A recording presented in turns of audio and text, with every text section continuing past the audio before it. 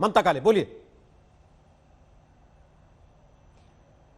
धन्यवाद रोहित जी, देखिए ऐसा है, आज हम एक बहुत ही सेंसिटिव और संवेदनशील मुद्दे पर बात कर रहे हैं, एक लड़की की अस्मिता और उसके जीवन पर बात कर रहे हैं। मुझे नहीं लगता है कि इस पर किसी भी प्रकार की कोई लड़ाई झगड़े या राजनीति की कहीं पर कोई गुंजाइश है। मतलब कब तक नारियों का, लड़कियों का चीरहरण होता रहेगा? कब तक ये कौरव मतलब लड़कियों को इस तरीके से भोग और विलास की वस्तु समझ करके उसका इस्तेमाल करेंगे? नारी की बात हो रही है, वो नारी जो नारायणी कही जाती है, वो नारी जो इस सृष्टि को आगे बढ़ाने का काम करती है, जो एक माँ है, बेटी है, बहू है, जन्मदात्री है, उसके बारे में बात हो रही है। और मैं तमाम बातें अभी सुन रही थी, मुझे बहुत दुख हो रहा है। किसी की भी सरकार हो, कोई भी विपक्ष में हो, जब किसी नारी की, किसी औरत की, किसी लड़की की अस्मिता पर बात आती है, हम इकट्ठे क्यों नहीं हो जाते हैं? क्यों संवेदनाएं मर जाती हैं? क्यों नहीं हम न्याय दिलाने की बात करते हैं? अभी तमाम बातें हो रही थी, मुझे थोड़ा सा समय दीजिएगा। बातें हो रही थी, मुझे याद आ गया और मैं बहुत भावुक हो गई। मैं इस बारे में बात नहीं करना चाहती थी रोहित जी। अभी बात हो रही थी कि उत्तर प्रदेश शर्मसार हो गया भारत के अंदर और विदेश के अंदर, और रातों रात कुछ ऐसी घटनाएं हो गई। मैं उत्तराखंड की बेटी हूं, उत्तराखंड राज्य आंदोलनकारी हूं, और रामपुर तिराहा हत्याकांड मुझे लगता है सब लोग जानते होंगे, जहां पर अभी बस आने वाली है एक और वर्षगांठ। 2 अक्टूबर की सुबह को जब उत्तराखंड के लोग प्रोटेस्ट करने दिल्ली आ रहे थे शांति से, तो उनको रामपुर तिराहे मुजफ्फरनगर में रातों को रोका गया। हजारों की संख्या में पुलिस और जाने कौन कौन कार्यकर्ता थे, और पॉइंट ब्लैंक पर मारा गया, और बहनों के साथ, बेटियों के साथ सामूहिक बलात्कार हुआ। और मैं भी आज रोहित जी आपके सामने नहीं बैठी होती, क्योंकि मुझे भी उसी ग्रुप में आना था। मेरे संगठन ने मुझे 3 दिन पहले दिल्ली भेज दिया कुछ कार्यक्रम की व्यवस्थाएं करने के लिए। आज तक उन बेटी बहुओं का पता नहीं है। निर्मम सामूहिक बलात्कार करके उनको मारा गया, उन पर पेट्रोल डाल करके उनको जलाया गया, कोई न्याय नहीं मिला। सीबीआई, सब कुछ हुआ, आज तक न्याय नहीं मिला। परिवार इंतजार कर रहे हैं कि कहां है वो बेटियां।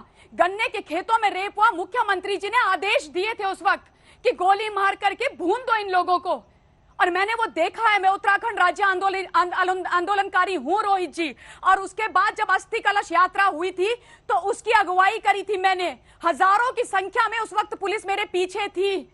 मेरे उत्तराखंड की माताओं बहनों ने हटा करके निकाला था वहां से। भीड़ में कपड़े बदले थे, दुल्हन के वेश में मैं गई थी।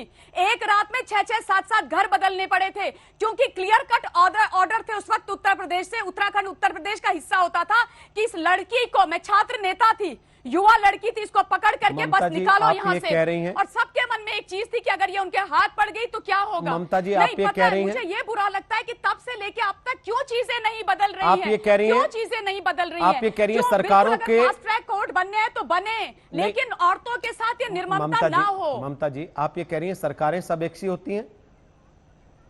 सब एक सी होती हैं सरकारें? जब सरकार तय कर लेती है दबाना है तो दबा देती है, फिर ऐसे? मैं ये कह रही हूं रोहित जी, मेरा सिर्फ मैं, माफ कीजिएगा, मैं थोड़ी भावुक हो गई हूं, क्योंकि इस जो विषय मैं बता रही हूं उससे मैं व्यक्तिगत तौर से जुड़ी हुई हूं। मैं सिर्फ ये कह रही हूं रोहित जी कि महिलाओं के ऊपर, उनकी अस्मिताओं के ऊपर कोई राजनीति नहीं होनी चाहिए, पहली बात। दूसरी बात, ये जो निर्मम, ये कायरता, नपुंसक जैसी हरकतें ये करते हैं ना लोग, और जो राजनेता उनका साथ देते हैं, ये नहीं होना चाहिए। ठीक है, इसको खत्म कीजिए। और ये बात बोलना कि आज उत्तर प्रदेश ममता जी, दिक्कत यही है ना, ये घटना मैंने ममता जी, दिक्कत यही है कि निर्भया के बाद भी सब नारा लगा रहे थे, एक साथ खड़े हो गए थे, इंडिया गेट पे मोमबत्ती जला रहे थे, सख्त कानून बनाएंगे, निर्भया फंड बनाएंगे। कितना उसका इस्तेमाल हुआ, कहां तक वो चीजें पहुंची, ये सबको पता है। लेकिन संजय सिंह, ये आरोप तो आपके ऊपर भी लगा रही है ना बीजेपी। राजस्थान में भी तो रेप हो गया था, आप लोग देखते ही नहीं उधर, क्योंकि आपको सूट नहीं करता। अभी आपको फिलहाल उत्तर प्रदेश में अपने पैर जमाने हैं, इसलिए उत्तर प्रदेश के हर अपराध पर आप तेज आवाज में बोलते हैं। बंगाल में भी रेप होता है, लेकिन आपको सूट नहीं करता, क्योंकि ममता बनर्जी के साथ आपकी राजनीतिक साझेदारी की एक प्लानिंग बन रही होगी, तो इसलिए वहां पर भी आप नहीं जाते। क्या वाकई ऐसा है? बलात्कार जैसे जघन्य अपराधों में क्या राजनीतिक पार्टियां एकजुट होकर कोई फैसला, कोई बड़ा कदम नहीं ले सकती है क्या? देखिए रोहित जी, अगर उसकी चर्चा में जाएंगे, उसके विस्तार में जाएंगे, तो बहुत सारे प्रश्न ये उठेंगे कि पिछले 3 महीने से इस देश में कितने बलात्कार की घटनाओं को आपने अपने चैनल पर दिखाया, कितने बलात्कार और आप टीवी पे देख के तय करते हैं, जो टीवी चला रहा है उस पर बात करेंगे, वरना नहीं करेंगे। उस बहस में नहीं जाते हैं। आज इस पे चर्चा करते हैं, आज इस पे चर्चा करते हैं। और एक सुन लीजिए आप, ये सुनिए आप। कुछ गलतियां हुई है आपसे, इस बात को आप स्वीकार करना चाहिए। सुन रहे हैं आप?